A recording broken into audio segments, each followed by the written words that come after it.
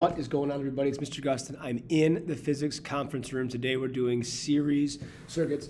I got a series circuit problem for you, okay? I've got a series circuit here. I got 3 resistors in series. I've got a 12-volt battery or power supply connected, and the combination of 3 resistors results in a current of 0.1 amps or amperes.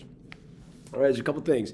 I need us to find the following variables, right? So I want to find the resistances at all 3 locations and total resistance. I want to find current, voltage, and power at all of these locations for all 3 resistors and through the entire circuit, okay?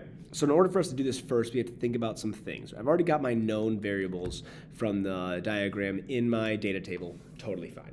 But I want to figure out if it's a series circuit, what are some things these resistors have in common? Well, the first thing we have to consider is that there is one pathway back to the battery, right? Our battery is set up here, and the wire has one pathway. We have to remind ourselves that a battery is not some device that like pew, pew, pew, shoots electrons or charge out.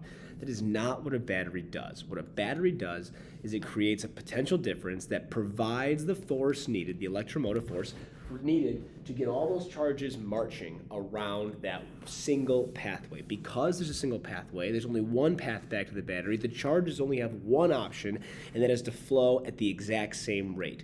If charges flow at the exact same rate, they have the exact same current. So I can fill out the entire column for current here. If the total current is 0.1 amps, the current at each individual resistor. If I knew the current at only R1, I would know the current through the whole series resistor. One pathway, one current. So let's go ahead and fill that out. 0.1 amps, 0.1 amps, 0.1 amps. Now, they've got different resistances. Now, because they have different resistances, each of these things will consume, if you will, a different amount of energy or transform a different amount of energy on the way back to the battery. I've got 12 volts to use. Remember, voltage is a predictive value for energy.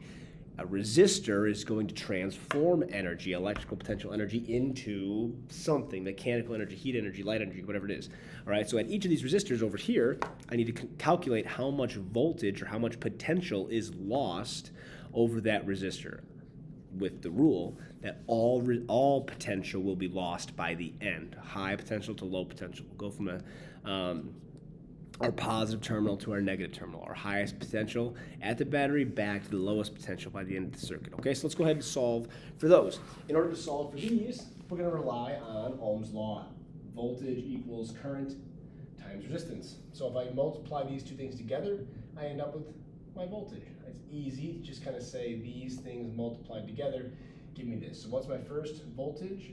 I'll see a potential difference change of 2.5 volts. Over here, I'll see a potential difference change of 0.5 volts. I'm taking my current, 1/10 times 25, 1/10 times 5, I end up here. Now, the rule remains that no matter what, by the time I get back to the battery, all of that potential has to get to 0. I need to consume all of my potential. If I didn't, then this current would be larger, right? But at this given current value of 0.1, all of my potential is consumed proportional to the resistance over each resistor. So just by thinking off the top of my head, clearly, this third resistor must be much larger than the other resistors. What I do know is that if all the voltage has to get used, I'm only at 3 volts of potential consumed.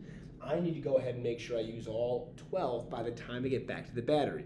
If I've used 3 and I've got to use 12 by the time I get back to the battery, or change from 12 volts to 0 volts by the time I get back to the battery, well, this R3 had better be 9 volts down here. All right, so now I've got this.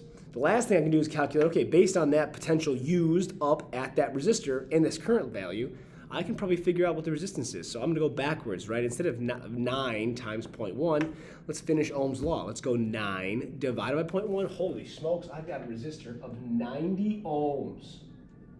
That's a pretty big resistor. But that makes sense because I'm consuming quite a bit of potential at that location. Lastly, I can solve for this last one in 2 ways. I can either add up all my resistors in series. They all kind of act as one series resistor, one together.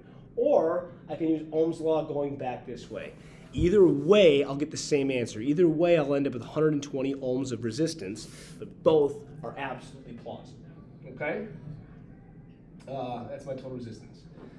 Again, we're in series, so we common current throughout.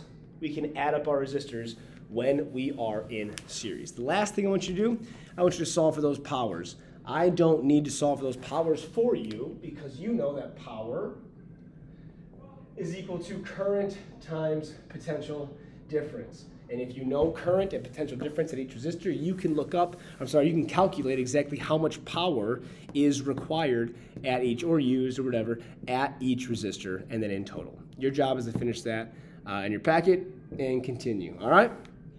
This was a simple series circuit, or a series circuit practice problem. If you got questions, comments, send me an email, ask me in class. Till next time, see ya.